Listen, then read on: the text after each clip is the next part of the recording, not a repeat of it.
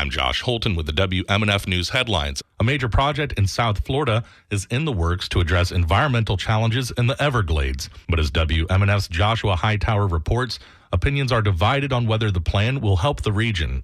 The Southland Water Resource Project proposes mining an area, excavating as much as 9.4 million tons of sand and limestone per year.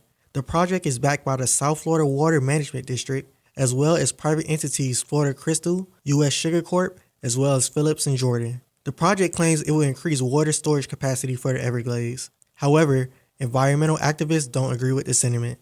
Eve Samples is the executive director at Friends of the Everglades and questions the true motivations behind the plan. Why 3 private companies have convinced the state of Florida to consider something of this magnitude under the guise of a water resources project is beyond us. It's not restoration, it's exploitation. Sample says the corporations are the only ones who will stand to benefit from the project.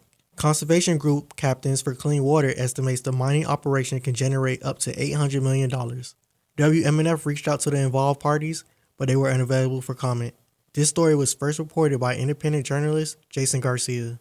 Joshua Hightower, WMNF News. The U.S. Senate has confirmed Pam Bondi as U.S. Attorney General.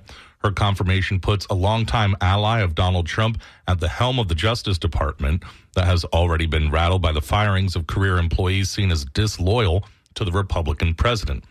Bondi is a former Florida Attorney General and corporate lobbyist. She is expected to oversee a radical reshaping of the department that has been the target of Trump's ire over the criminal cases it brought against him. Bondi serves as the state attorney general of Florida during former Republican Governor Rick Scott's tenure from 2011 to 2019.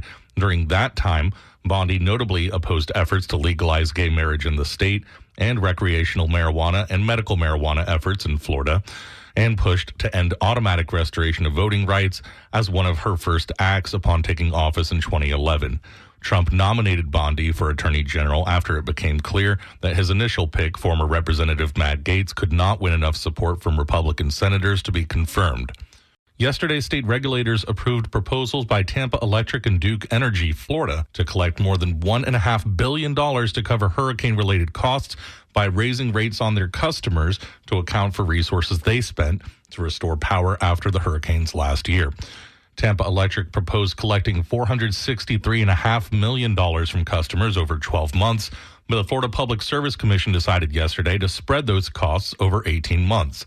Under the plan, Tampa Electric customers using around 1,000 kilowatts per month would pay an extra $19.95 per month over the 18 months rather than $30.04 in 12 months.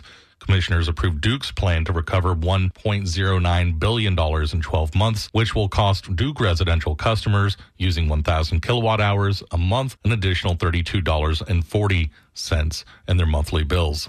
A state Senate committee next week is scheduled to take up a bill that would prevent the development of such things as golf courses and pickleball courts and lodges in state parks. The Senate Environment and Natural Resources Committee is scheduled February 11th to take up the bill filed by Republican State Senator Gail Harrell from Stewart.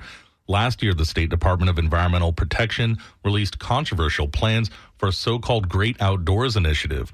The plans would have included such things as adding golf courses in several parks and also proposes to construct lodges with up to 350 rooms at parks in St. Johns County and Walton County. Governor Ron DeSantis' administration paused the plans after bipartisan opposition. Lawmakers are holding committee meetings to prepare for the annual legislative session, which will start March 4th. The U.S. Postal Service said it is temporarily suspending inbound parcels from China and Hong Kong effective yesterday. The move comes a day after an additional 10% tariff on Chinese goods imposed by U.S. President Donald Trump came into effect. Canada and Mexico, which faced 25% tariffs, managed to negotiate a month-long reprieve in the U.S.